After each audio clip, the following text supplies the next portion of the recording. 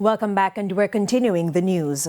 While many families continue to struggle to rebuild from Hurricane Melissa, one local taxi operator is getting a fresh start thanks to the generosity of his colleagues. Yannick Williams has more in this week's edition of A Ray of Hope. After Hurricane Melissa severely damaged veteran taxi operator Kenneth Malcolm's home in Danieltown, Trelawney, he was left unsure of how to rebuild. But after hearing what happened, members of the Falmouth Taxi Association quickly united to support him, donating building materials, providing tools, and even giving up a full day of work to help repair his damaged house. This brother is a member of the Falmouth Taxi Association. And when we got the report on this situation, we couldn't say no to it.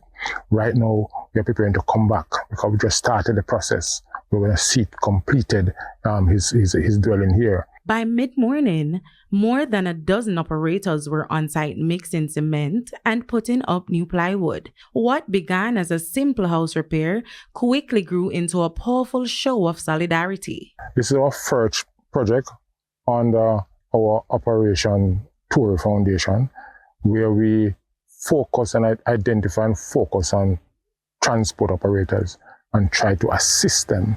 And this team made up of the All Voice Transportation Group, the TADS Transportation Group, and NATO, and of course the Falmouth Taxi Association. Left momentarily speechless, Mr. Malcolm said he was deeply grateful to his team for stepping in to help.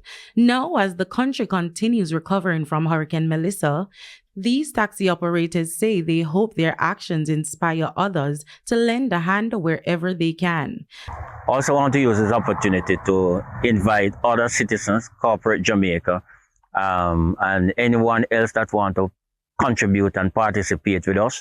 Our next move from here, this is Falmouth, Danieltown, Trelawney rather, and our next stop will be in Westmoreland, then St. Elizabeth, then St. James.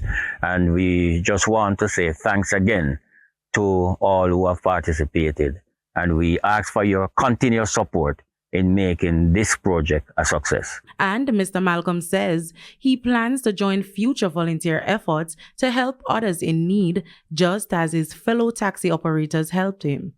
With your Ray of Hope, I'm Yannick Williams.